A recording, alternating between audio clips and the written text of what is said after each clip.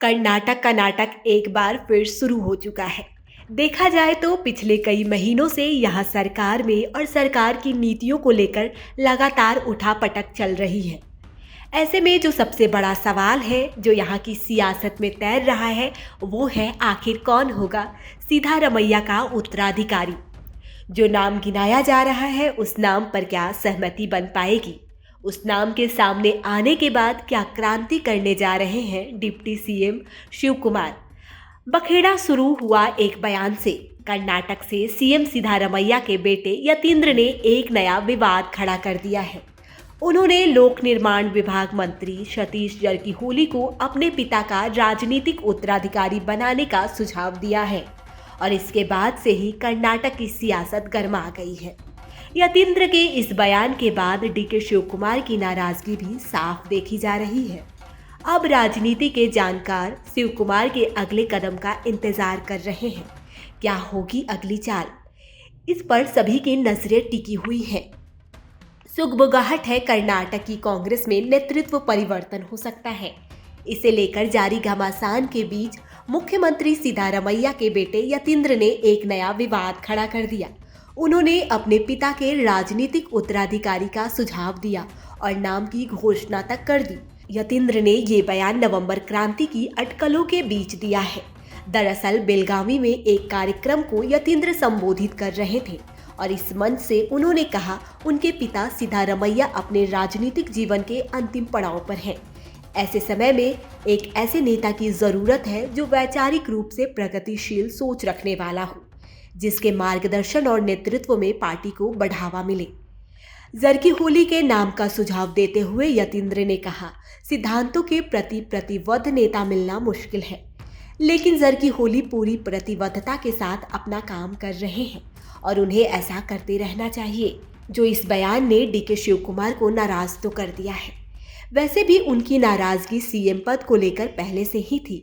आला कलाम ने भी सुनवाई नहीं की, तो ऐसे में अब मंत्रिमंडल में फेरबदल की बातें होने लगी हैं। यतीन्द्र का ये बयान उन चर्चाओं के बीच आया है कि जब अगले महीने नवंबर में कर्नाटक में मंत्रिमंडल में फेरबदल हो सकता है।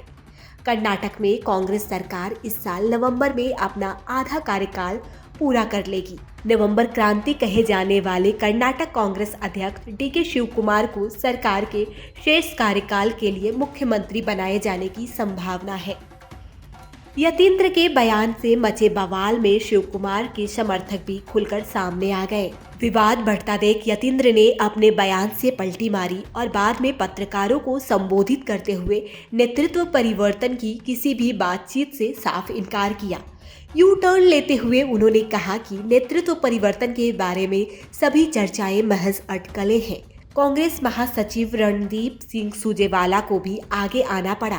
उन्होंने भी स्पष्ट किया है कि राज्य नेतृत्व में कोई बदलाव नहीं होगा। इस बीच सवाल ये भी उठता है कि इन हालातों में शिव कुमार क्या सोच रहे हैं, उनकी क्या स्ट्रेटजी है। तो आपको बता दें, डिप्टी सीएम शिव कुमार ने राज्य में नेतृत्व परिवर्तन पर टिप्पणी करने से इनकार कर दिया। शिव कुमार ने कहा, मैं नहीं चाहता कि कोई भी मेरे बारे में चर्चा करे। हम पार्टी के निर्देशों का पालन करेंगे और साथ मिलकर काम करेंगे और मैं इसके लिए प्रतिबद्ध हूँ। आपको बता दें, डीके शिव कुमार ने हाल ही में अपने विरोधियों को अलर्ट भी किया था। उन्होंने कहा था, किसी को भी सत्ता पावर शेयरिंग पर बोलने का हक नहीं है। जो कोई बयान दे रहा है वो पार्टी को ही नुकसान पहुँचा रहा है। उनके खिलाफ कार्रवाई भी हो सकती है। चलिए अब आपको बताते हैं ये जंग कहां से छिड़ी।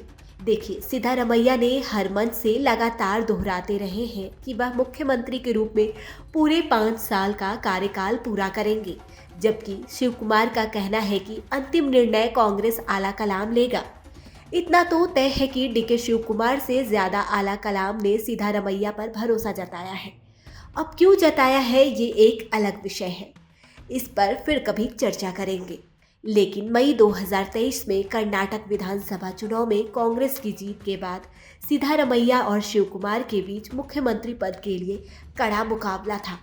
तब दोनों नेताओं के बीच एक समझौता हुआ, जिसके तहत सिद्धारमैया मुख्यमंत्री और शिव कुमार उप मुख्यमंत्री बने।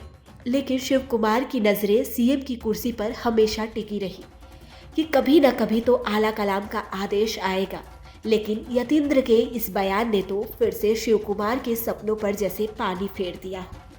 अब शिव कुमार सिद्धारमैया और आला कलाम के अगले कदम का इंतजार कर्नाटक की सियासत को भी है। आखिर क्या होने वाला है? वीडियो अच्छा लगा हो तो लाइक कीजिए, शेयर कीजिए और कमेंट बॉक्स में हमें ज़रूर बताइए।